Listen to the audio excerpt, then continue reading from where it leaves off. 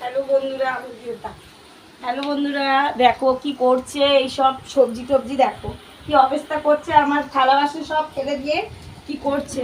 আর একে নিয়ে আমাকে রান্না করতে হচ্ছে। আর আজকে রবিবার খুবই বেশি জ্বালাতন করছে। আর এই যে রান্না করছি, তোমাদের দাদা কাজে গেছে, তাড়াতাড়ি আসবে খেতে। এই শাক ভাজা করছি। আর এই যে কুমড়ো আলু চিংড়ি দিয়ে তরকারি হবে। আর এই যে এত জ্বালাতন করছে, রান্না করতে দিচ্ছে না, সব বাসন থালা ফেলে দিচ্ছে। আর তোমরা তো জানো এইটুকুনি বাচ্চা পেলে সবাই চটকাতে ভালোবাসে।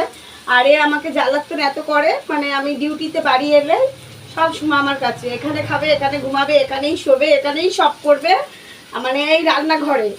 আর বাইরে ওর ওর বাবা এলে ইয়ে করবে না, জ্বালাবে না, যত জ্বালাবে ওর মাকে, মাম্মামকে। বলো, মাম্মামকে আমাকে ডাকে মাম্মাম বলে। দেখো বন্ধুদেরকে হাই বলে দাও, হাই বলে দাও, হাই বলে দাও। কার না ভালো লাগে বলো? তোমাদের বাড়িও যদি এমনি ছুটকে গোপাল থাকে, খুব চটকাবে। আর এখন আমার গোপালটাকে খেতে দেবো, চান করে খেতে দেবো। আর এইটাকে এই দেখো এখানে বসিয়ে রেখে রান্না করতে হয়, না তো খুবই জ্বালায় আমাকে।